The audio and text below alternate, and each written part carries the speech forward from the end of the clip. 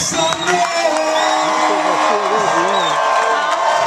Yeah, I'm gonna stand up too. Thank you. Back in Georgia, I just came from spending some time yesterday with your brothers and sisters down in Savannah, Georgia. Yes, indeed. And the day before yesterday, I had a chance to go to Brunswick, Georgia.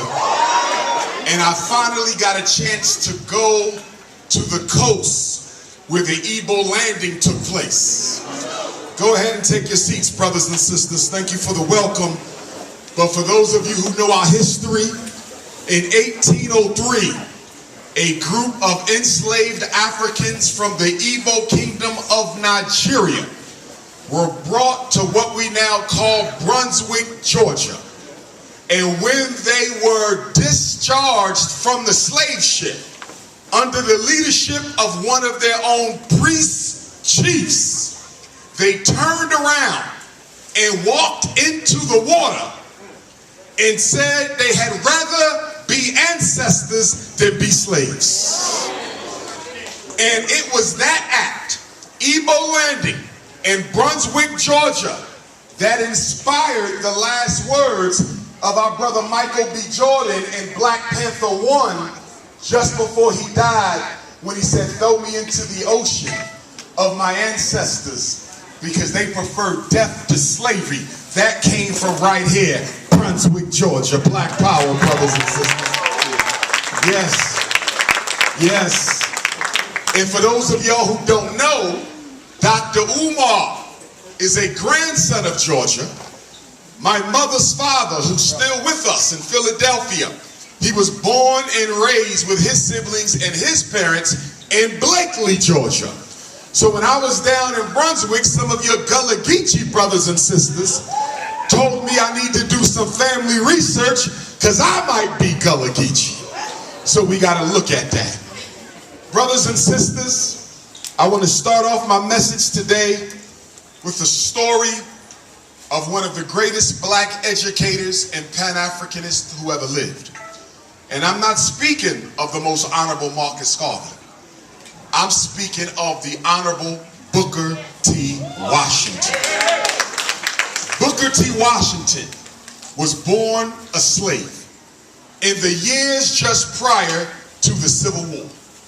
He walked by foot nearly 100 miles from what we now call West Virginia to Hampton Institute. When he got to Hampton Institute, he had no money to pay the tuition. So he asked for an opportunity to work his way through Hampton Institute. He got that opportunity. And Booker T. Washington cleaned that school as well as it had ever been cleaned.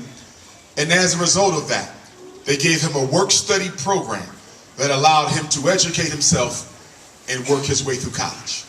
When Booker T. finished at Hampton, the founder, a white principal, got a phone call from our brothers and sisters in Tuskegee, Alabama.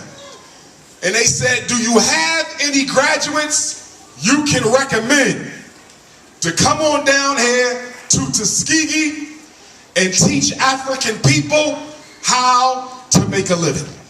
And so that ancestor, Booker T. Washington, went from Hampton to Tuskegee. And when he got to Tuskegee, there was no school building. So he had to use an old barn, an old church, a half-finished storefront. And when the first classes of students showed up at Tuskegee Institute and normal school, they had some questions for Booker T. They said, where's the lecture hall? Where's the cafeteria? Where's the restroom? Where's the dormitories? And the father of black self-reliance, the man who inspired Marcus Garvey, looked at his students and said, you're standing on top of it. He made them roll up their sleeves. And the first classes of Tuskegee Institute and normal school dug up the clay and the soil. And with their own God-given hands, they made their own clothes, grew their own food, made bricks to build their own buildings. They became so famous that the white construction companies would come and buy bricks from Tuskegee students instead of white brick-making companies. And then Booker T said, I need a science teacher. He heard of a black man by the name of Dr. George Washington Carver, the first of his race to get a PhD in agricultural science. At the time, Dr. George Washington Carver was considered the greatest scientist in America, black or white. The pharmaceutical companies were offering him lucrative careers that would be equal to millions today. The cosmetic companies were offering him lucrative salaries. U.S. military intelligence wanted Carter G. Woodson. The Ford Foundation wanted George Washington Carver. And he turned it all down. And he goes to Tuskegee. And when he gets there, he asks Booker T. Washington, where's my lecture hall? Where's my lab? Where's my botany clinic? And Booker T looked at him. These two sons of slaves looked at each other. And Booker T said, George, all we have is what you see. And Dr. George Washington Carver, castrated as a child by the white folks he lived with because they feared he would molest their white daughter. So he never had children. And that's why his voice was so high pitched, if you ever heard to him. They cut off the testosterone factory. And so Dr. George Washington Carver went to the trash. And you know what kind of filth can be in trash. You know what kind of garbage can be in the trash. And out of the trash of Tuskegee students, that black man of Iowa took tin, copper, aluminum, wood, metal, and from the garbage of children, gave us more than 300 products from the peanut. From the garbage of children, gave us more than 500 products from the sweet potato. From the garbage of children, gave us hundreds of products from the soybean. Why am I making this up, Black Georgia? Because I'm trying to understand this Black History Month, this 98th anniversary of Negro History Week. I'm trying to understand how our ancestors had nothing and did everything. And at the same time, we got everything and are doing next to nothing.